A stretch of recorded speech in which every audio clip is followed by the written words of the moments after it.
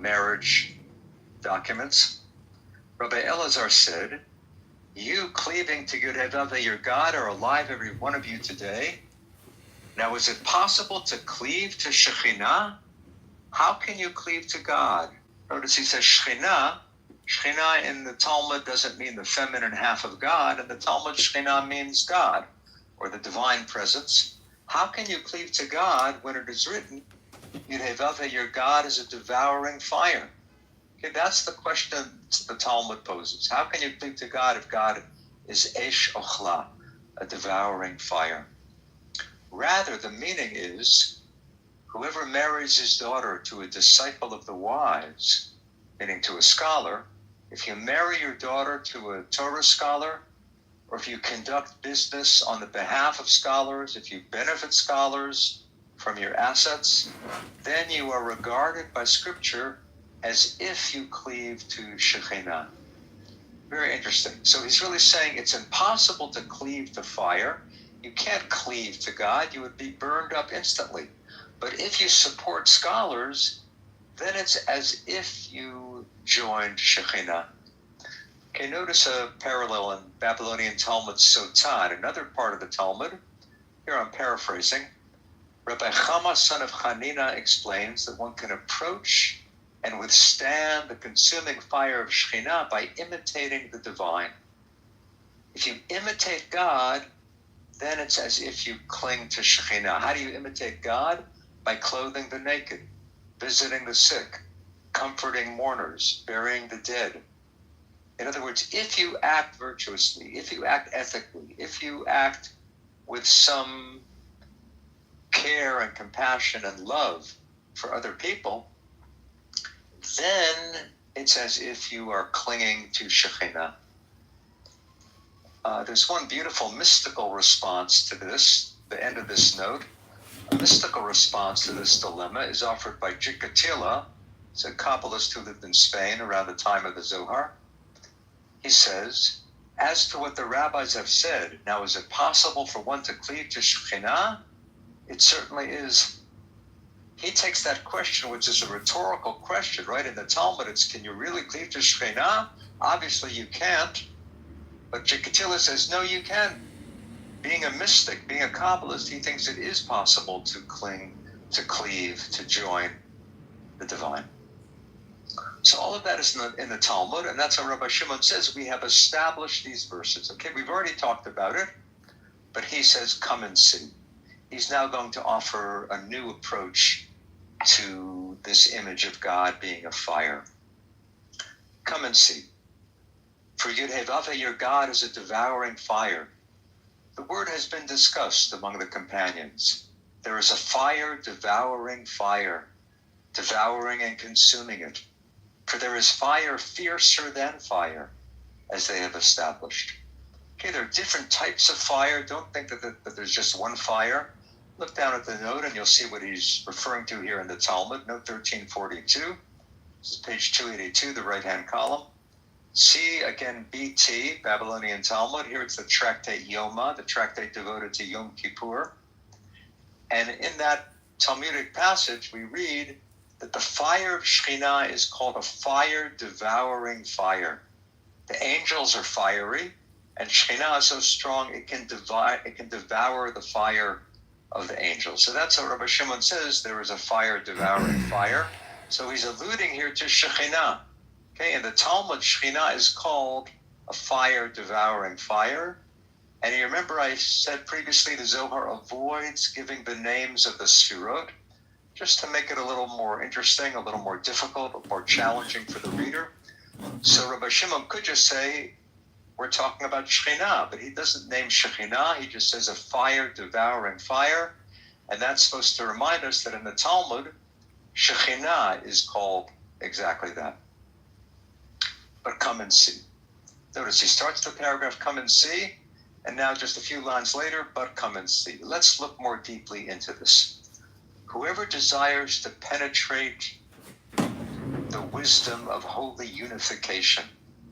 What does that mean? Whoever wants to penetrate the wisdom of holy unification. If you want to understand how the Sefirot unite, okay, what he really means here is If you want to understand how Tiferet, the male, unites with Shekhinah, the female, or maybe he means how all of the Sfirot unite together. If you want to understand the union of the Sfirot, you should contemplate the flame ascending from a glowing ember or a burning candle. For flame ascends only when grasped by coarse substance. Okay, that last line means simply a flame can't burn unless it has fuel. The candle can't burn unless without the wax. A lamp can't burn without oil, with some fuel. So watching the flame from a candle, from an ember, will help you understand how the Sefirot unite. And now he's going to explain. Come and see. Okay, a third come and see. The Aramaic ta chazeh. Come and see. This is a press release that was in a flame ascending are two lights, a white light radiant, the other a light tinged with black or blue. Okay, you can picture in your mind a candle. Some of you may have a candle burning. And I encourage you to try a candle meditation after we complete this at some point. When you have time, take out this passage again and do it actually looking at the candle. But you can see that. We all have that picture of the flame, and then at the bottom of the flame, it's darker. The more the middle of the flame is blue, and toward the bottom it can turn darker. So Rabbi Shimon wants us to think about two lights, the white light and, let's say for the moment, the blue light. The white light is above, ascending unswervingly, while beneath it is the blue or black light, a throne for the white, which rests upon it, each embracing the other, becoming one. Okay, now, he's going to say this in a moment, but I'll just say it right now. The white light here symbolizes Tiferet. The blue light symbolizes Shekhinah. Let's look again here. He's calling Tiferet the white light. And Tiferet here is the white light, and Malchut, Shekhinah, is the blue or black light. And their union is what he's talking about. Okay? Each embracing the other. Okay, the union of those two sfirot happens as we see in the candle. Those two colors are united or are joined. This black light colored blue below is a throne of glory for the white. Here lies the mystery of the thread of blue. What is he saying, the thread of blue? He's talking about the tzitzit, the fringe on the prayer shawl. We don't usually see them as blue, but originally the original command in the Bible is that thread should be dyed blue. And that dye actually came from a snail that inhabits the Mediterranean coast. And in recent times, beginning in the 19th century, I believe 19th or the early 20th century, that custom spread in Hasidic circles to really make the tzitzit blue, to use that blue dye. Many people today try to have their tzitzit include that blue dye. But here he's saying that the Shekhinah, which is blue or black light, also symbolized by the blue tzitzit, the blue fringe. Let's take a look at this note. Verse 1344, a white light symbolizing respectively Tiferet and Shekhinah. The last Sphira, Shekhinah, has no light of her own, but reflects the light of the other Sphirot. Okay, here we have the color black or blue associated with Shekhinah, but at other times the Zohar will say that the Shekhinah reflects the Sphirot and has no independent light of her own. But specifically on blue, let's look at the next note, 1345. The mystery of the thread of blue. The blue thread woven into the tassels of one's garment, according to the Torah, the book of Numbers, right, which is part of the Shema. The full recitation of the Shema in the prayer book includes, as its last paragraph, these verses, this verse from the book of Numbers, that you should have on the corner of your garment a thread of blue. Katil techelet. The Hebrew word techelet means blue.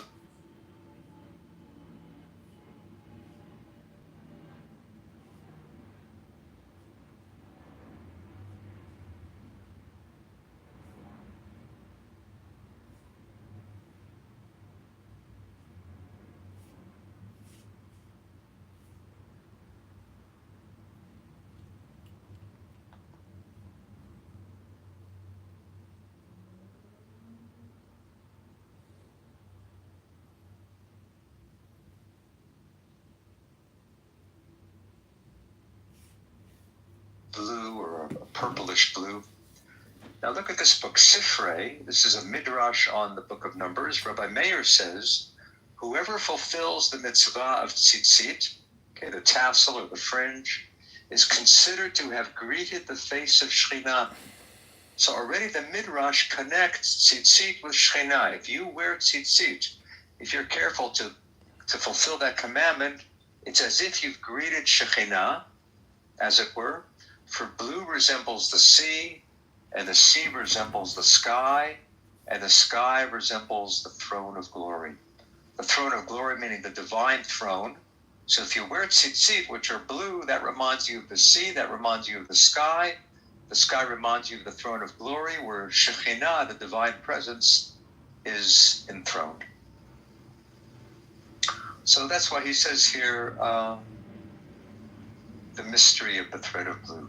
Okay, back to the Zohar.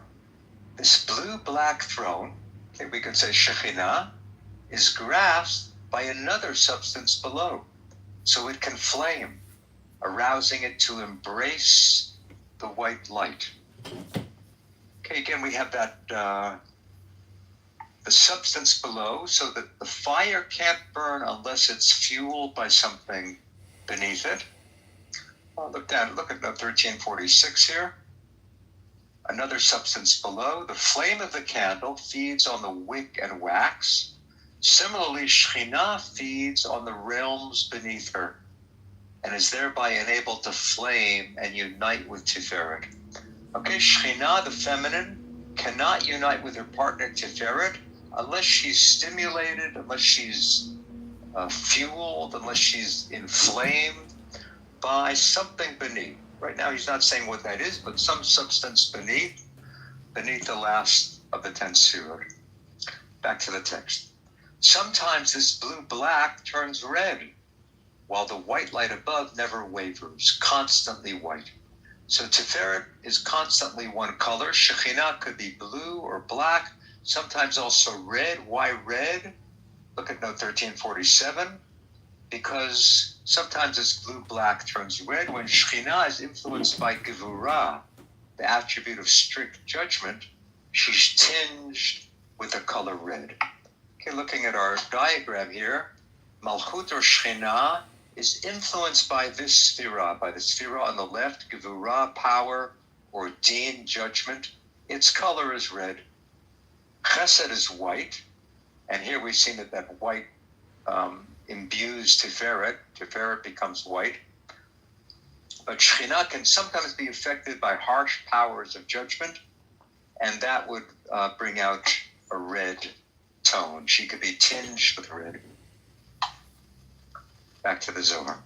This is grasped in two directions, above by that white light, below by what lies beneath, by which it is fueled, primed to glow. Okay, so Shekhinah is grasped above by Tiferet, the white light, and Shekhinah is grasped below. Again, the Zohar is being very elusive, very enigmatic. The Zohar doesn't say what Shekhinah is being grasped by below. Zohar just says below by what lies beneath, by which Shekhinah is fueled, primed to glow. This constantly consumes and devours what is placed beneath it. For the blue light consumes anything cleaving below, anything it rests upon, since by nature it consumes and devours. On it depends destruction and death of all. So Shekhinah is a consuming fire. It will burn whatever is beneath it, and because of that, it's connected here to destruction and death. So it consumes anything cleaving below, while that white light hovering over it never devours or consumes, nor does its light waver. Therefore, Moses said, for Yud-Heh-Vav-Heh, your God is a devouring fire. Okay, he's going back to one of those verses in Deuteronomy, where Deuteronomy is attributed to Moses. So if it's in Deuteronomy, Moses said it. Moses says God is a devouring fire. And remember, the Talmud describes that as Shekhinah, the fire devouring other fire, really devouring and consuming anything found below. That is why Moses said, "Your God, not our God."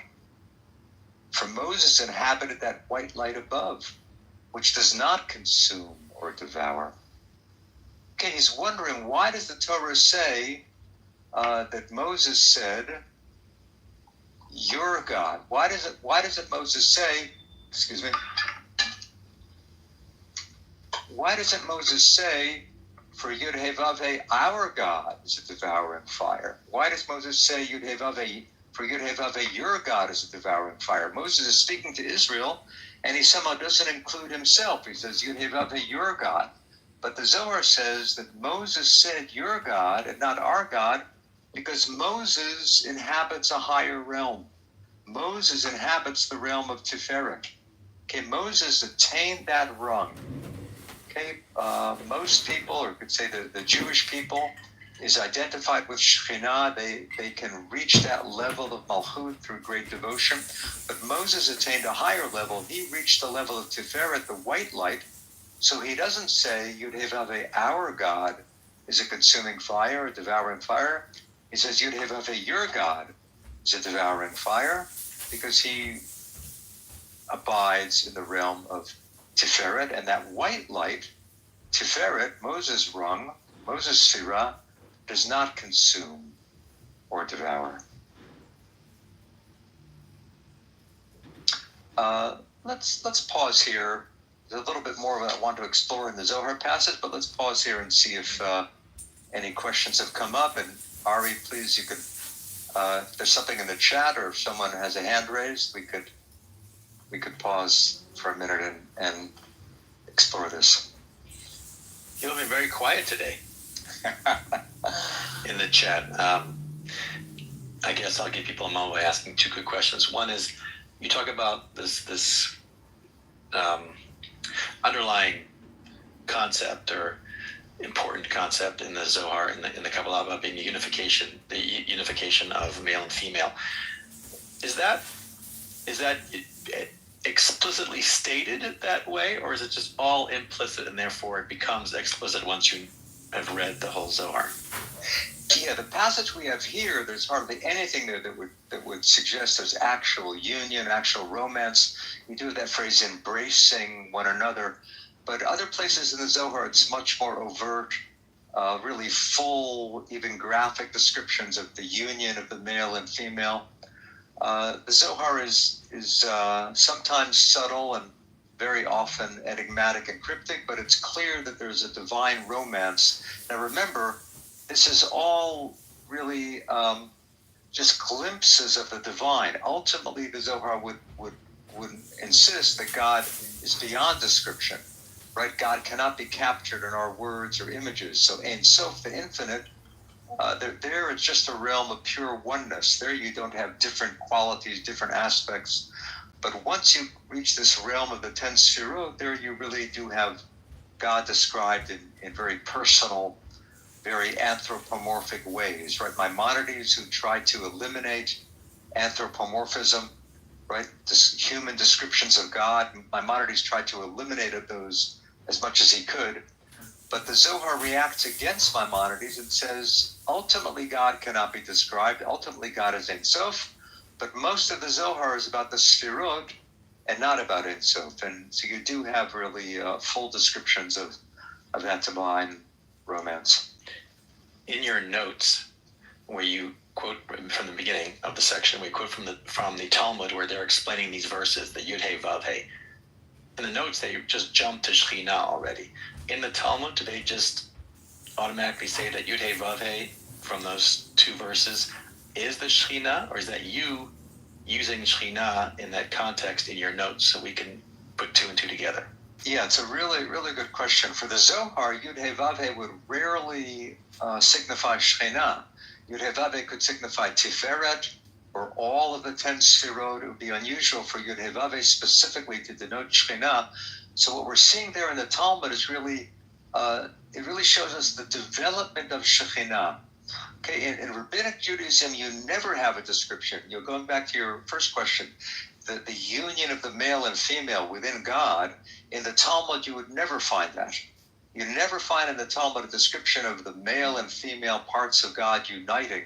There are one or two hints to a female divine quality. What I mean is Shekhinah, okay, which we see now as feminine because of the Kabbalah. Shekhinah in the Talmud and Midrash does not mean the feminine half of God. Shekhinah simply means God. Shekhinah means specifically how God manifests in the world. So God's presence in the world is what is meant by Shekhinah. In the Zohar, Shekhinah comes to mean the feminine half of God. But going back to your question, the Talmud does identify Yud He Vav He as Shekhinah, because for the Talmud, Shekhinah simply means God, so any divine name could refer to Shekhinah. Whereas in the Zohar, because Shekhinah is specifically feminine, it would not usually be identified with Shekhinah. I hope that's more of an explanation than more confusion. But that's what I would say. I think there are some comments that I think what people are referring to in their comments is Shabbat as this ultimate mystical union. Kabbalat Shabbat, lighting the candles, welcoming the bride, and all the mystical stuff that people explain about union and what's going on there, and how this ties into some of what you've been teaching us. Very much so. That's very relevant. Kabbalat Shabbat. It's interesting. It's called Kabbalat Shabbat, which means what? The Kabbalah of Shabbat. But it doesn't mean the Jewish mysticism of Shabbat. Kabbalah means welcoming.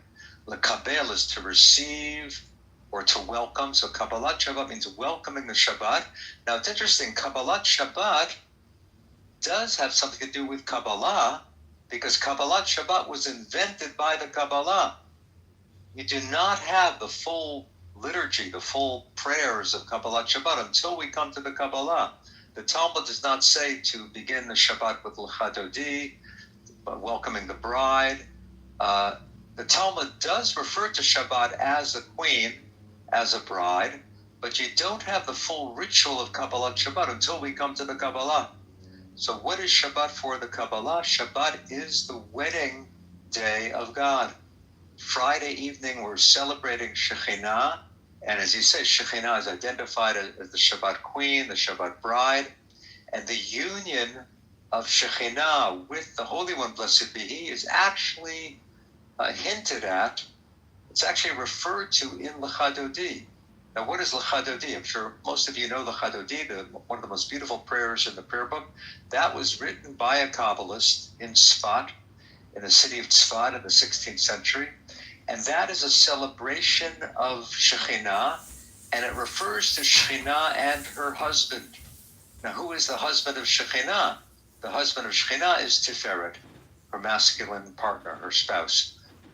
So Kabbalat Shabbat is a wonderful example of how Kabbalah affected Judaism. You know, many people say, well, Kabbalah is interesting, but is it really mainstream Judaism? Okay, what could be more mainstream than Lecha Dodi? What could be more mainstream than the image of the Sabbath bride, the Sabbath queen?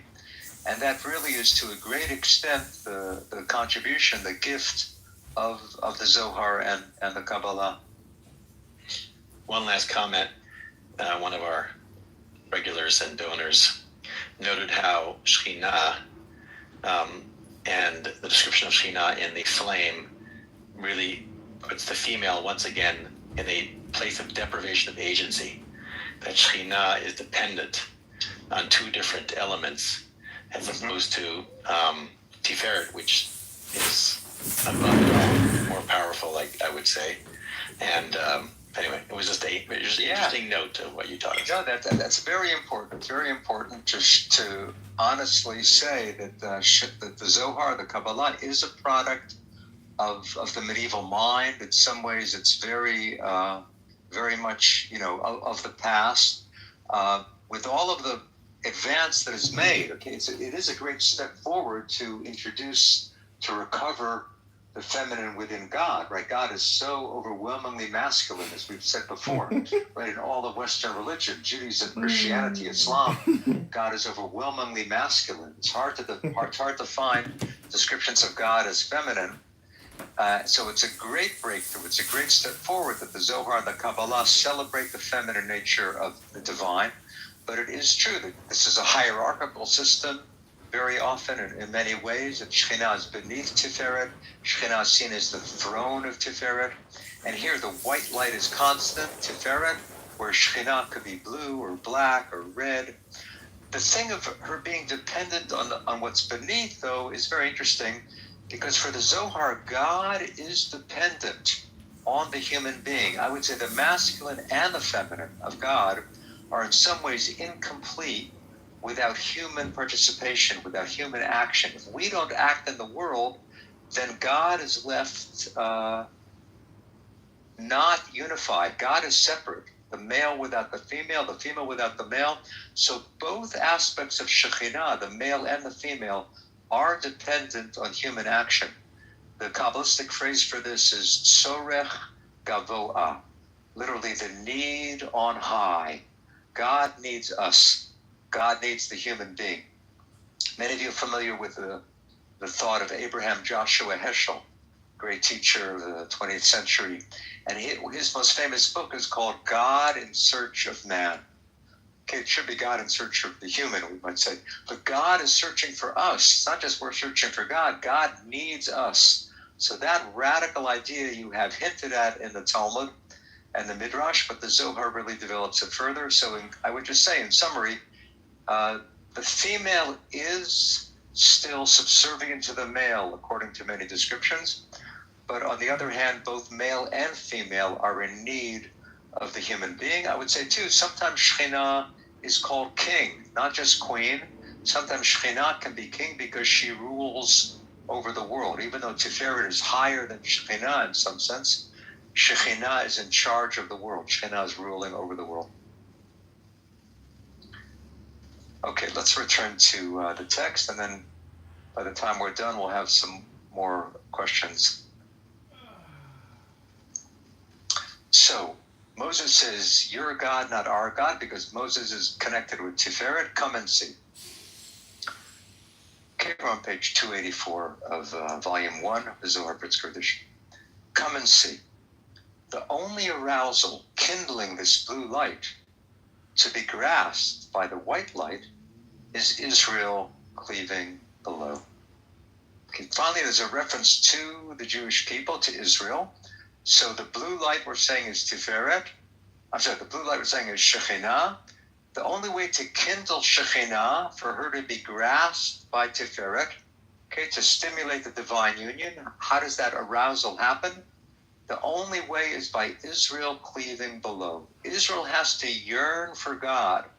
Israel has to strive to connect with God in order for Shekhinah to unite with Tiferet. See what the note has here, very simply, 1350. Their devotion, Israel's devotion, fuels the passion of the divine couple.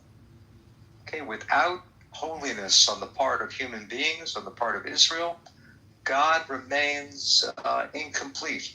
God remains ununified.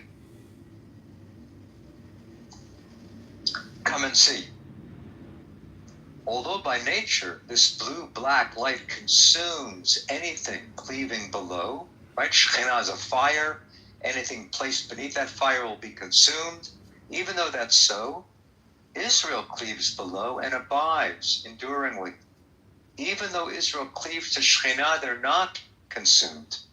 As is written, you cleaving to Yud-Heh-Vav-Heh, your God, are alive. Even though you're cleaving to God, okay, Yud-Heh-Vav-Heh here means Shekhinah, even though you're cleaving to Shekhinah, you're alive. To Yud-Heh-Vav-Heh, your God, not our God, right? Moses is on a different level, but we are connected. We are close to Shekhinah. Shekhinah is accessible to us. To Yud-Heh-Vav-Heh, your God, to that blue-black light devouring, consuming whatever cleaves below. Yet you cleave and endure. As is written, alive, every one of you today.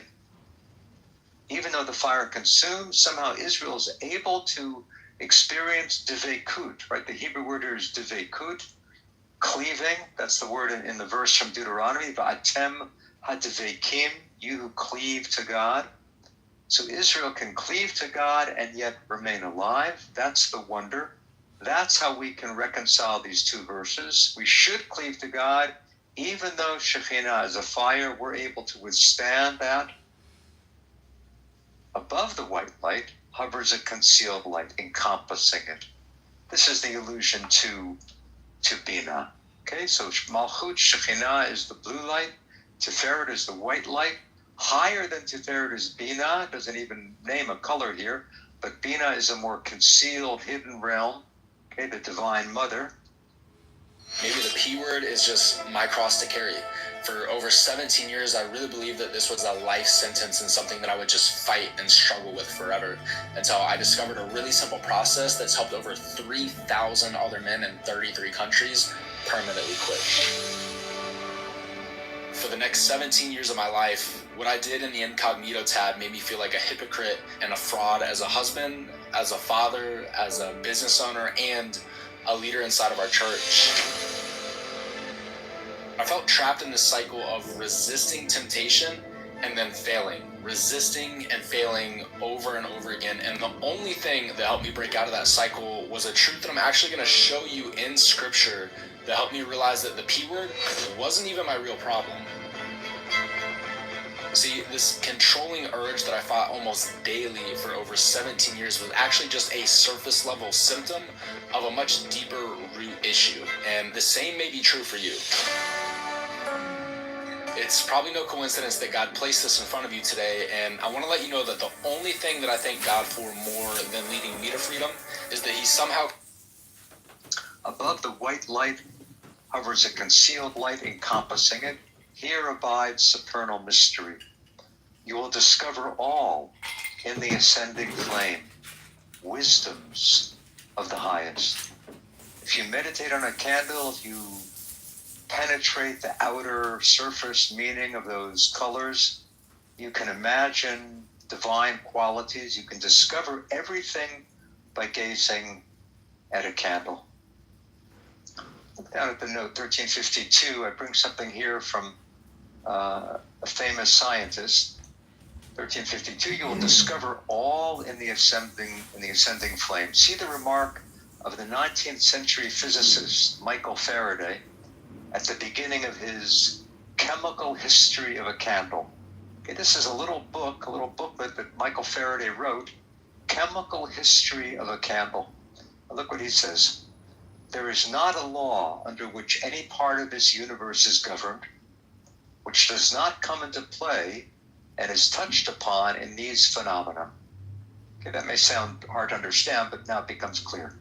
There is no more open door by which you can enter into the study of natural philosophy than by considering the physical phenomena of a candle.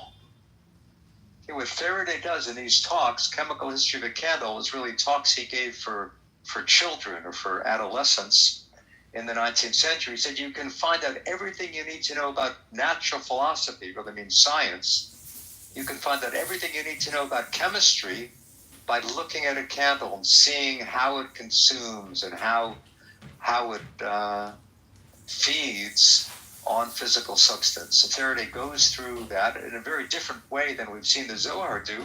But look what they share. Both of them say you can understand everything by looking at a candle. All of science or all of mysticism, you can understand the deepest secrets of nature, of being, of reality, if you meditate on a candle. It's beautiful there to see science and religion harmonizing in a certain way.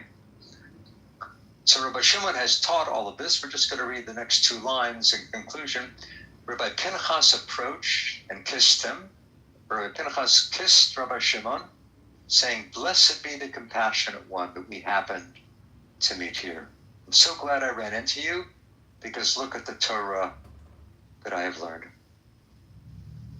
Okay, let's stop the share and let's discuss this a little more. And I'd encourage people to ask questions either about this specifically, let's give that a few minutes, but then just more generally, Kabbalah, mysticism, Torah, anything that comes to mind, either in the chat or if you're adventurous, you could raise your hand and we may be able to call on you.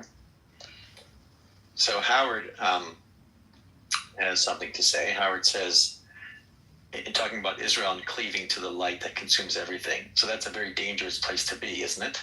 I'm kind of paraphrasing. And the way we can protect ourselves, according to Howard, would be, well, we do the mitzvot and we adhere to the principles of faith, and that protects us and allows us to come close to this flame. But that does not imply great risk. In other words, can't this lead to self-destruction because we're so close to this powerful force? If we don't follow the mitzvot and don't do things right, this dvekud will lead to destruction. Yeah. What about the danger of dvekud? I mean, the Zohar begins like the Talmud by almost saying, how can you possibly cleave to Shekhinah? And then it says, no, Israel is somehow able to. So you're right. There's something dangerous about this this contact with the divine. In general, it would not be seen as something possible, or not possible frequently, not possible for normal people. Right? Only the great pious saint might be able to cultivate an intimacy with Shekhinah. How could simple, everyday people even imagine that they could come out unscathed? So that's certainly here in the background. There's something dangerous about the contact with fire. God is fire. You're right that mitzvot are the key here. I would say mitzvot are protection, but mitzvot are also the way that you approach it all. Okay, by performing a mitzvah, you're putting yourself in relationship with the divine. You're letting God guide you. You're letting God inspire you, and that could lead to very beautiful ethical perfection. It could motivate you to become just and loving and compassionate, but it could also be dangerous. So what's the danger here about mysticism? What's the danger involved with contact with the divine? We've all heard, I think probably all heard, you shouldn't study Kabbalah until you've reached a certain age or until you've mastered certain fields. What were the Kabbalists scared about? What were the rabbis scared about? What's dangerous about trying to become intimate with God? I think we've talked about this before, but it's very important, so it's certainly worth exploring a little bit again. I think really there's a social danger and a psychological danger. The psychological danger is that you're looking so deeply into yourself. This is somewhat similar to psychoanalysis, but if you look so deeply into yourself, what are you going to uncover?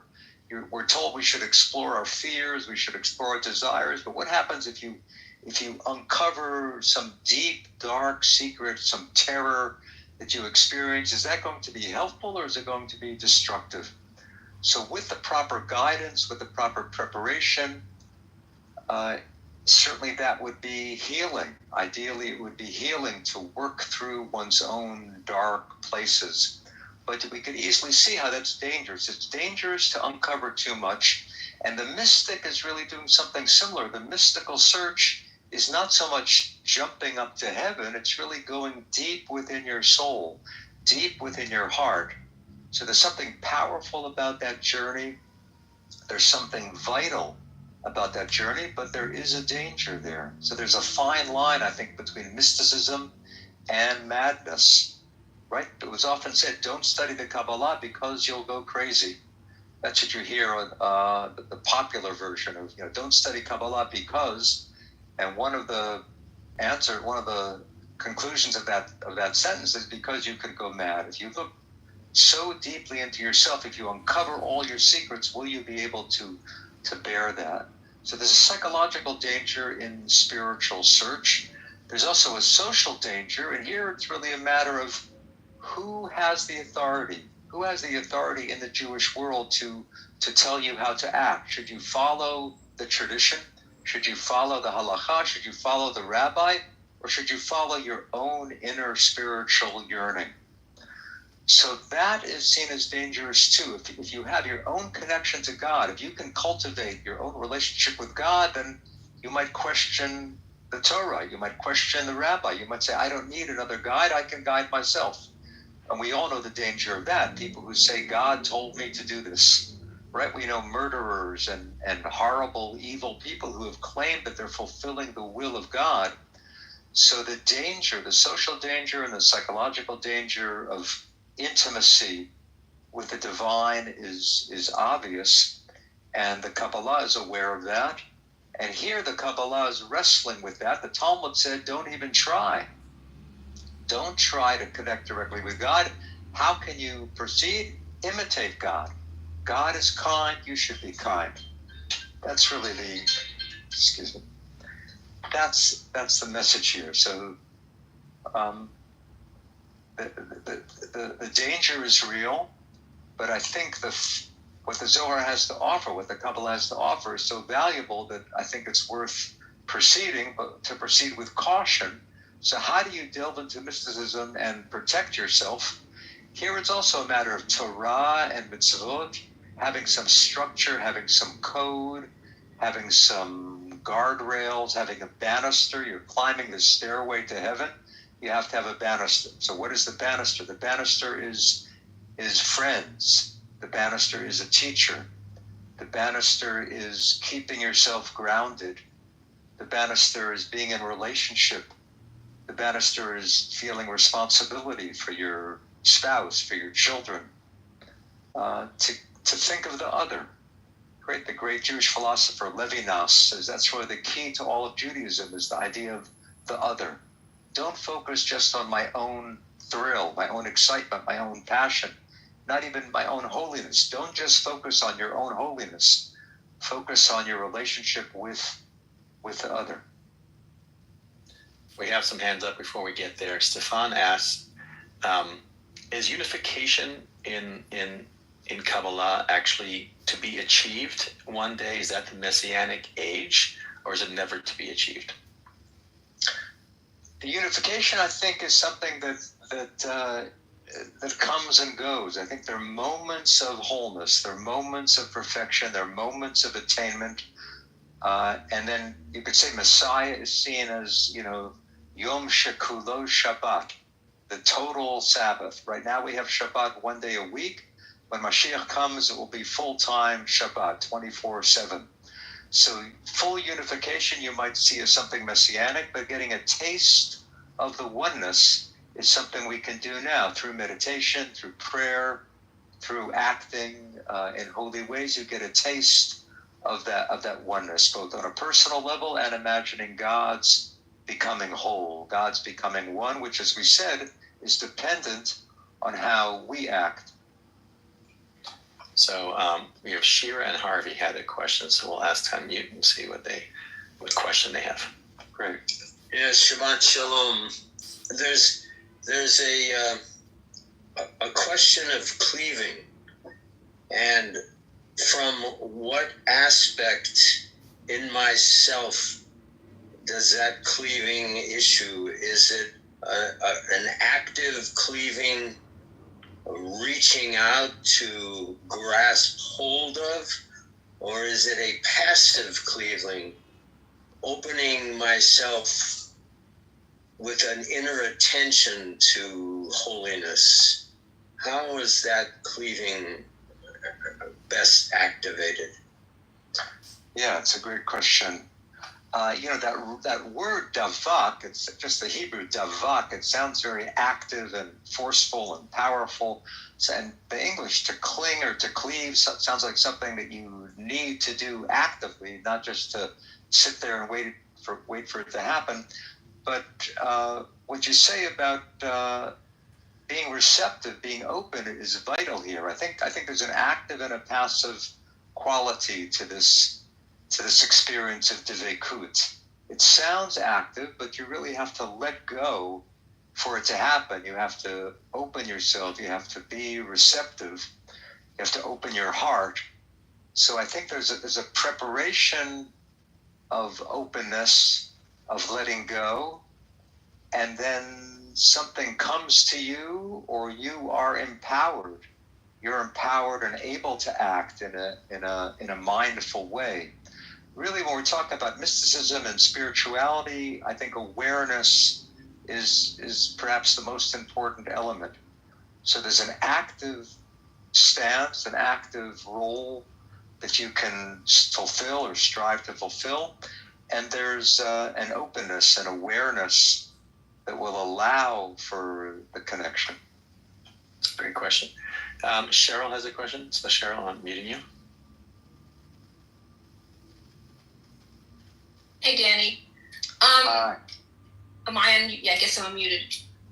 In the Zohar, it seems that most of it has a lot to do with both the feminine and the masculine side and joining. But then you leave the Zohar and you get into rabbinical Judaism, Messianic Judaism, and there isn't very much about the feminine side to things or the role of women in Judaism so much. It's very much a patriarchal, masculine push through of everything. How is that one of the reasons that maybe the Zohar is not terribly popular in mainstream Judaism? That's such an interesting phrase, mainstream Judaism, and I mentioned it before myself. We're talking about Shabbat and Kabbalat Shabbat, right? It's interesting. Arthur Green, I'm sure many of you know of his name and his work. He looked into this, and it's interesting. The first time you ever have that phrase, mainstream Judaism, it's in a German book in the 19th century, and that book is an attack on what? On Kabbalah. In other words, mainstream Judaism is trying to exclude what might be uncomfortable, might be challenging to the normal presentation of Judaism. So I think there is a tension between what the Kabbalah suggests and the picture you would find if you open a typical page of the Bible, a typical page of the Talmud. As we've said, you don't find God described in feminine ways in many Jewish texts, and that's one of the most radical differences between the Zohar and the Talmud or the Bible. So I would say that is one of the great contributions of the Kabbalah, to insist that God is equally male and female. Ultimately, God is beyond all gender. Okay, Ein Sof is not male or female. The infinite is beyond gender. But if we're going to talk about God, God has been talked about for so long in purely masculine terms. I think it's important to balance the masculine with the feminine, and that's the great contribution of the Zohar. I would say that in the last, 30 years, that critique of Judaism has become very widespread, and I'm sure you're aware, maybe more aware than I am, of Jewish feminism and Jewish feminists, and how Judaism has changed over the past few decades. And I think one of the most important changes is to criticize the purely masculine description of God. So I think the Zohar is valuable in that sense, to look at a holy text of Judaism, to look at one of the holiest texts of Judaism does celebrate the feminine within God. I'm not saying that people have to follow the Zohar. Much of the Zohar is very difficult and challenging, but the great gift of the Zohar is that here is someone 700 years ago. All right, the Zohar was composed in Spain, was largely composed in Spain in the 13th century. So here's a book written 700 years ago that gives equal weight to the feminine. I would say that there's more about Shekhinah in the Zohar than you would find it in any other Jewish text. And that's something, that revolution is still going on. People might say we've made a lot of progress. People would say we've made hardly any progress, but things are changing. Things have changed. And that, to my mind, is one of the great gifts of the mystical tradition. So last few things before we call the session. Rob wants to know about he wants to know what's the point about above the white light hovers a concealed light encompassing it. It seems like almost an unnecessary addition to the discussion we had. We focused on the two lights. They were the main lights, and all of a sudden you have this reference. It doesn't really go anywhere. So, that's very interesting. I'm really glad you raised that. It's really typical of the Zohar. Zohar proceeds, it begins with this very difficult imagery, and remember, it doesn't name Shekhinah, it doesn't name Tiferet. Finally, after we've worked through a couple pages of that, okay, now I finally get it. The blue light is Shekhinah, right, with my notes and my explanation. Now I understand the blue light is Shekhinah, the white light is Tiferet. We finally got it. And this is typical of the Zohar. You think you got it? Well, there's another level. I'm not going to go into it. I'm not going to say much about it, but you should know there's something more. So I think it's kind of saying, don't think that you have the whole package. There's something further to explore. There's something yet to be discovered, and it leaves you hanging. You could like that or dislike that, but it's a very characteristic of the Zohar not to end a passage where it's finally all clear and figured out. There's still something mysterious. In fact, I think it's even, let me just pull it up one more second. It's even worded that way, right?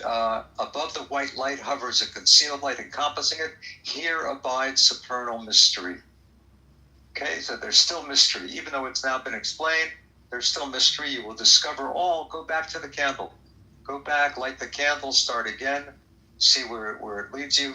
But leaving open that, giving us that sense of we're only beginning the journey. We haven't completed the journey. And then, are there any other meditation-like techniques that are in Zohar that we can look forward to learning about? There are, a good number of meditative techniques. The fullest description of them is in a book by Aryeh Kaplan, Kaplan, Meditation and Kabbalah. He has a more popular book just called Jewish Meditation, but Meditation and Kabbalah draws on dozens or more techniques from Zohar and other books of Kabbalah. Many of them have to do with the letters of the divine name or different divine names. Ayin, focusing on no thingness. We've explored that theme of Aleph Yud Nun, of nothingness, meditating on Ayin, trying to melt into the oneness or the no thingness. But there are not many in the Zohar itself. I suggest you look at Kaplan for that. So thank you so much. We were talking before the program, you're in final proofing of your new book about becoming Elijah, being published by Yale University Press in the spring. So we're looking forward to that coming out, maybe having you back for a series about Elijah.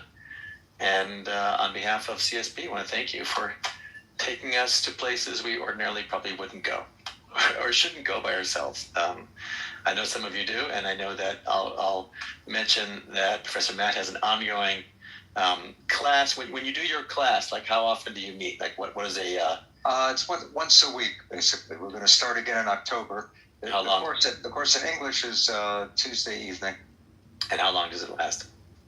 It's about an hour and a half. I teach for an hour and then discussion. We have we have 6 weekly meetings. Then we take a break for a couple weeks and do another series of 6, and it's ongoing in that way. People can begin at the beginning with the recording, or they can jump in with the current session. They can see the description that you'll send out, and people can contact me if they need to discuss it further. Right. I will forward you all the follow-up to this class with a link to how to sign up if you're interested in studying more Kabbalah. And thank you again, Professor Matt. I want to thank Rabbi Spitz. I saw him on here as well. Rabbi Spitz is one of the many people that introduced CSP to Professor Matt. And I know you were scheduled to come to Orange County, 17 months ago. And Right. Because of COVID, you never made it down here. So instead, we started this series. This is our 6th program. We did series 1, 3-part series, series 2, and I anticipate and hope we will do some more series coming up in the next few months. And thank you all. Good to see you. Be safe out there. Remember, tomorrow we have a special conversation with Micha Oppenheimer, the rabbi of Nepal, and hope you'll join us to hear about him, his story, and what he's achieved. Wonderful. Take care. Be safe. Get ready for Rosh Hashanah. And you can meditate on the candle on Friday night. I think it's allowed. This we began exploring previously. We looked at some of the highlights last week. This is the main symbol system of the Kabbalah, what's known as the 10 Sefirot, the 10 aspects of God's personality, you might say. As I mentioned before, beyond all of these specific qualities of God is the ultimate reality of God, and the Kabbalah calls that Ein Sof. Literally, there is no end, or the infinity. So God is infinite. We shouldn't think that these Sefirot really capture the totality of God. These offer us glimpses of God's qualities, of God's attributes. Last week, we were talking about dreams. We talked a little bit about Netzach and Hod, the source of prophecy, and Malchut Shekhinah, the last of the 10 Sefirot. Today, the focus is really on the divine couple, the male and female aspects of the Sefirot, Tiferet, which is the central Sefirah, this middle Sefirah here, Tiferet, literally beauty, but I think better understood as harmony, harmonizing the right and left, harmonizing chesed, divine love, on the right, and gevurah, divine power, on the left. So Tiferet is the middle of those two polar opposites. Another of its names is Rachamim, compassion. It's also known as the Kadosh Baruch Hu, HaKadosh Baruch Hu, the Holy One, blessed be He. So this Sphira represents the masculine side of God.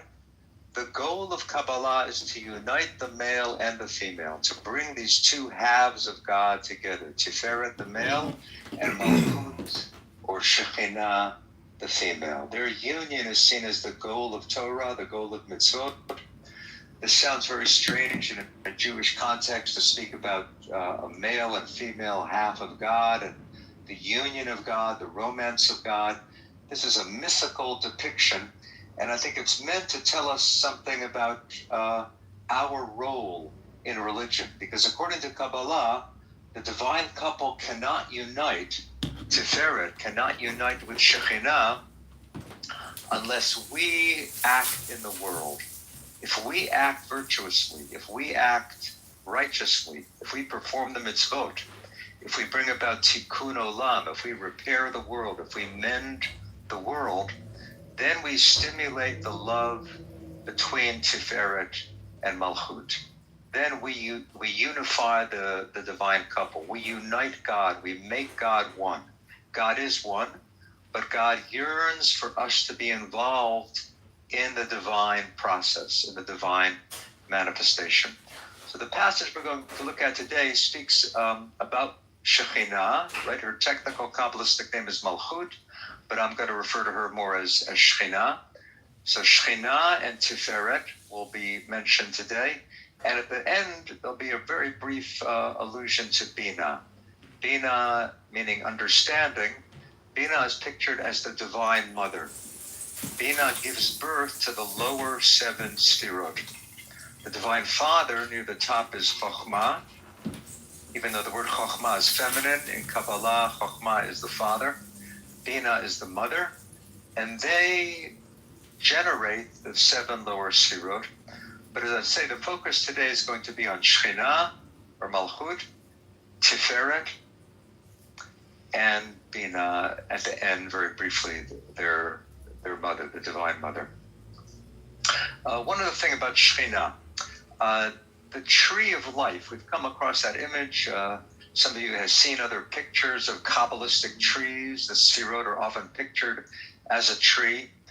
But Kabbalah actually speaks of two different trees, the tree of life and the tree of knowledge. The tree of life is identified with Tiferet, sometimes with all of the Sfirot, but sometimes specifically with Tiferet. So this middle Sfirah can be called Eitz HaChayim, the tree of life. Shekhinah is known as Eitz HaDa'at, the tree of knowledge of good and evil. According to Genesis, Adam and Eve eat from the tree of knowledge of good and evil, which can imply many things. Because of the fact that they eat of that tree, they become mortal. So death comes into the world as a result of eating from the tree of knowledge. And because of that, partly because of that, Shekhinah is associated both with life and with death. We'll see a passage today connecting Shekhinah with death, but she is the source of life and also has a connection to the end of life and to death itself. Okay, let's begin our passage. This is from the Zohar Pritzker edition. This is the Zohar on the Torah portion of Bereshit, the first Torah portion of the Torah. And actually, there isn't a quote here from the first portion in the passage we're looking at. Near the top of the page, you do have Genesis 1:1 here at Hashamayim. But we're going to begin over here with Rabbi Shimon teaching us something about fire and light and meditating on a candle. If you have the Zohar Pritzker edition, volume 1, it's on page 282. But we'll send out this PDF. Ari has already made it available, and anyone who wants it can get it easily from Ari. So let's begin. They rose and were about to leave. In other words, a few of the rabbis are discussing Torah, discussing the secrets, when Rabbi Shimon said, "A word lingers here with us." It's a beautiful way to say, I have something more to say. There's one more thing I'd like to teach. Rabbi Shimon says, "A word lingers here with us." He opened saying, 2 verses are written. Yud-Heh-Vav-Heh, your God is a devouring fire, and you cleaving to Yud-Heh-Vav-Heh, your God, are alive, every one of you today. Okay, 2 verses from the book of Deuteronomy. Even though this is the Zohar on Genesis, the Zohar loves to jump around and quote verses from other books. So he's quoting here 2 verses from the last book of the Torah, Sefer Devarim, the book of Deuteronomy. And what's the problem with these 2 verses? There seems to be a problem, which is the first verse says, God is a devouring fire. Ki Adonai Elohecha esh ochlahu.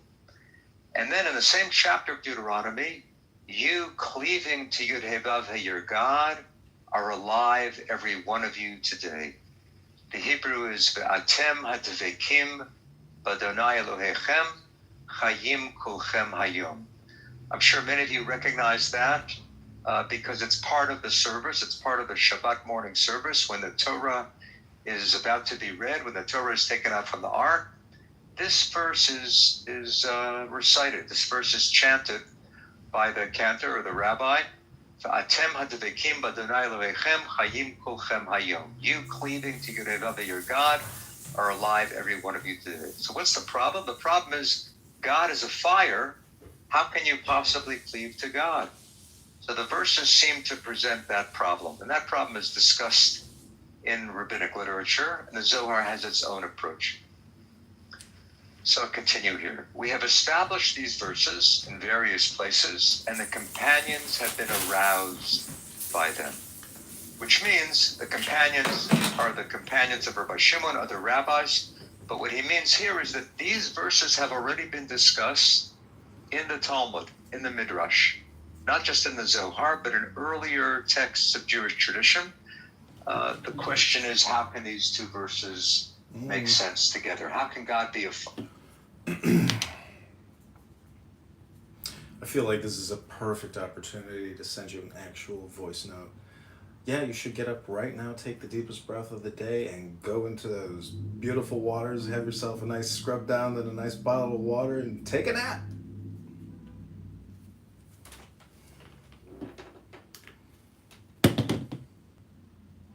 Fire, and yet how can we be commanded to cling to that fire, to join that fire? Let's look down at a note to see how these verses are discussed in earlier texts. This is page 282, note 1341. Quite a lot of footnotes pile up here in this volume. We have established these verses. The apparent contradiction between the 2 verses is discussed in the Talmud. BT is Babylonian Talmud, the tractate Kitover about marriage documents. Rabbi Elazar said, you cleaving to Yud-Heh-Vav-Heh, your God, are alive, every one of you today. Now, is it possible to cleave to Shekhinah? How can you cleave to God? Notice he says Shekhinah. Shekhinah in the Talmud doesn't mean the feminine half of God. In the Talmud, Shekhinah means God, or the divine presence. How can you cleave to God when it is written, Yud-Heh-Vav-Heh, your God is a devouring fire? Okay, that's the question the Talmud poses. How can you cleave to God if God is Esh Ochla, a devouring fire?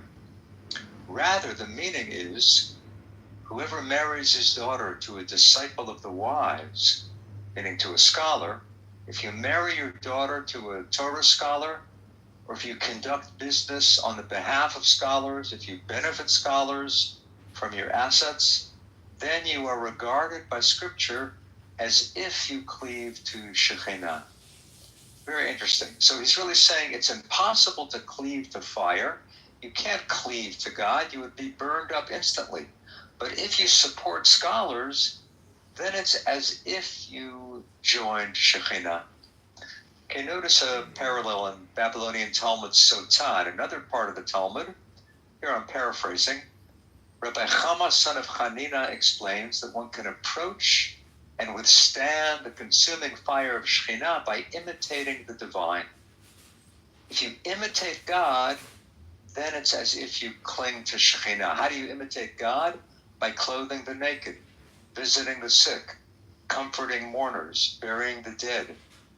In other words, if you act virtuously, if you act ethically, if you act with some care and compassion and love for other people, then it's as if you are clinging to Shekhinah. There's one beautiful mystical response to this, the end of this note. A mystical response to this dilemma is offered by Jikatila, he's a Kabbalist who lived in Spain around the time of the Zohar. He says, as to what the rabbis have said, now is it possible for one to cleave to Shekhinah? It certainly is. He takes that question, which is a rhetorical question, right? In the Talmud, it's, can you really cleave to Shekhinah? Obviously you can't. But Jikatila says, no, you can. Being a mystic, being a Kabbalist, he thinks it is possible to cling, to cleave, to join the divine. So all of that is in the Talmud, and that's how Rabbi Shimon says we have established these verses. Okay, we've already talked about it, but he says, come and see. He's now going to offer a new approach to this image of God being a fire. Come and see. For Yud-Heh-Vav-Heh, your God is a devouring fire. The word has been discussed among the companions. There is a fire, devouring and consuming it. For there is fire fiercer than fire, as they have established. Okay, there are different types of fire. Don't think that there's just one fire. Look down at the note and you'll see what he's referring to here in the Talmud, note 1342. This is page 282, the right-hand column. See, again, BT, Babylonian Talmud. Here it's the tractate Yoma, the tractate devoted to Yom Kippur. And in that Talmudic passage, we read that the fire of Shekhinah is called a fire-devouring fire. The angels are fiery, and Shekhinah is so strong it can devour the fire of the angels. So that's what Rabbi Shimon says, there is a fire-devouring fire. So he's alluding here to Shekhinah. Okay, in the Talmud, Shekhinah is called a fire-devouring fire. And you remember I said previously the Zohar avoids giving the names of the Sfirot, just to make it a little more interesting, a little more difficult, more challenging for the reader. So Rabbi Shimon could just say, we're talking about Shekhinah, but he doesn't name Shekhinah, he just says a fire-devouring fire. And that's supposed to remind us that in the Talmud, Shekhinah is called exactly that. But come and see. Notice he starts the paragraph, come and see, and now just a few lines later, but come and see. Let's look more deeply into this. Whoever desires to penetrate the wisdom of holy unification. What does that mean? Whoever wants to penetrate the wisdom of holy unification. If you want to understand how the Sefirot unite.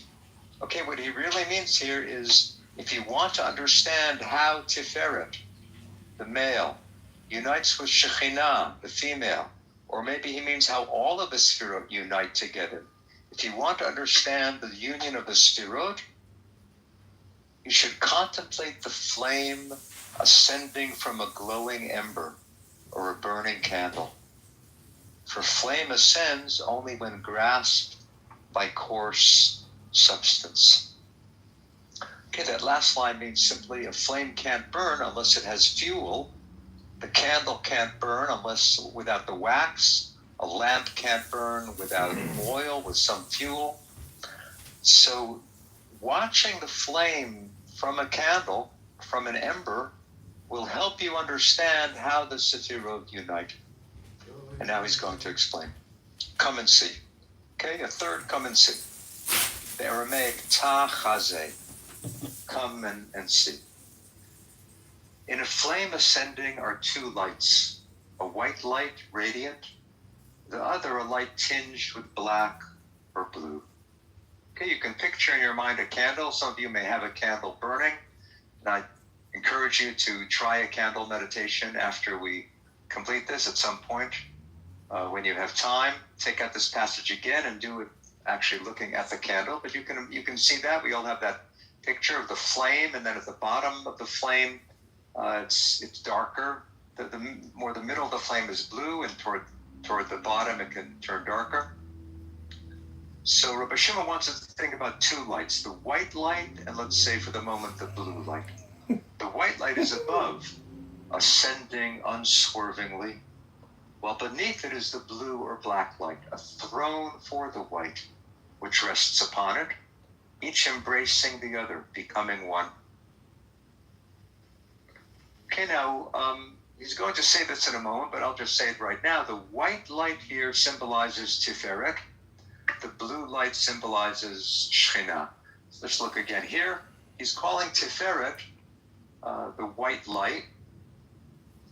Okay, Tiferet here is the white light, and Malchut, Shekhinah, is the blue or black light.